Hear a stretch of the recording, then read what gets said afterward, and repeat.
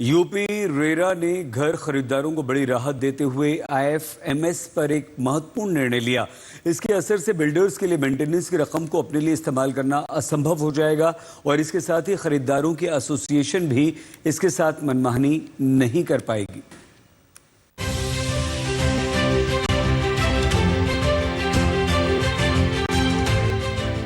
अक्सर देखा गया है कि घर मिलने के बाद सोसाइटी के मेंटेनेंस फंड को लेकर बिल्डर और रेजिडेंट्स के बीच खींचतान शुरू हो जाती है। होम बायर्स की इसी बड़ी टेंशन को दूर करने के लिए यूपी RERA ने नए नियमों के जरिए बिल्डर्स की मनमानी पर पूरी तरह से लगाम लगा दी है।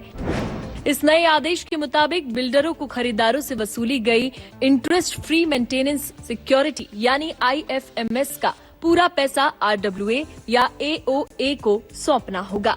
प्रोजेक्ट का हैंडओवर होते ही कॉमन एरिया की जिम्मेदारी के साथ ये पूरा फंड RWA के खाते में ट्रांसफर करना जरूरी कर दिया गया है। बिल्डर को पाई का हिसाब देने के लिए एक डिटेल्ड ट्रांसफर स्टेटमेंट भी सौंपना होगा, जिसमें यूनिट के हिसाब से कलेक्शन और खर्च की पूरी जानकारी होगी। अथॉरिटी ने इस फंड की सुरक्षा और पारदर्शिता बढ़ाने के लिए कई सख्त निर्देश जारी किए हैं। नियमों के मुताबिक बिल्डर्स को IFMS का पैसा अलग बैंक अकाउंट में रखना होगा। इस पैसे को प्रोजेक्ट के दूसरे फंड या सामान्य कामकाज के साथ मिक्स नहीं किया जाएगा। फंड की सेफ्टी और बेहतर रिटर्न के लिए इस रकम को सबसे ज्यादा ब्याज देने वाली FD में इन्वेस्ट करना होगा। यूपी रेरा के इस कड़े कदम से होम बायर्स का करोड़ों रुपया सुरक्षित हो गया है, जो कि पहले अक्सर विवादों की भेंट चढ़ जाते थे।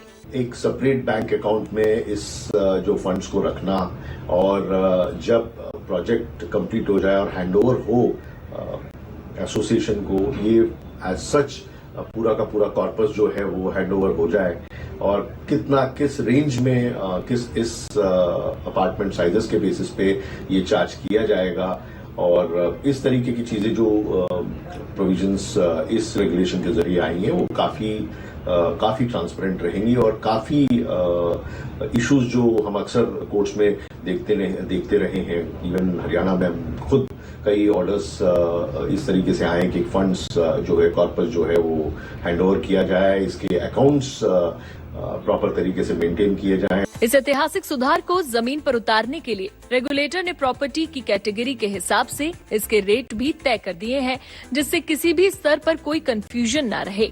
Multi storey group housing projects के लिए IFMS की दरें 20 रुपए से लेकर 100 रुपए प्रति square feet, non central AC वाले कमर्शियल प्रोजेक्ट्स के लिए 40 रुपए प्रति स्क्वायर फीट और सेंट्रली एयर कंडीशनर वाले बड़े कमर्शियल प्रोजेक्ट्स के लिए खरीदारों को 50 रुपए प्रति स्क्वायर फीट के हिसाब से भुगतान करना होगा। अथॉरिटी ने RWA के लिए भी कड़े नियम बनाए हैं, जिससे जनता के पैसे का कोई गलत इस्तेमाल ना हो सके।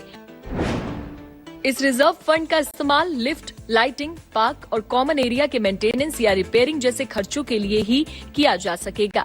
इस रकम को मंथली मेंटेनेंस के रेगुलर खर्चों से पूरी तरह अलग रखना होगा। RWA को इस फंड के खर्च का पूरा हिसाब रखना होगा और हर साल CA से इसका ऑडिट कराना होगा। ऑडिट रिपोर्ट को फाइनल होने के 3 महीने के भीतर AGM में निवासियों के सामने रखना होगा। उम्मीद है कि रेगुलेटर के इन सख्त और पारदर्शी नियमों के बाद हाउसिंग सोसाइटियों में बरसों से चले आ रहे विवाद खत्म होंगे और होम बायर्स का अपने आशियाने को संवारने का सपना बिना किसी धोखाधड़ी के सच हो सकेगा। आज तक ब्यूरो।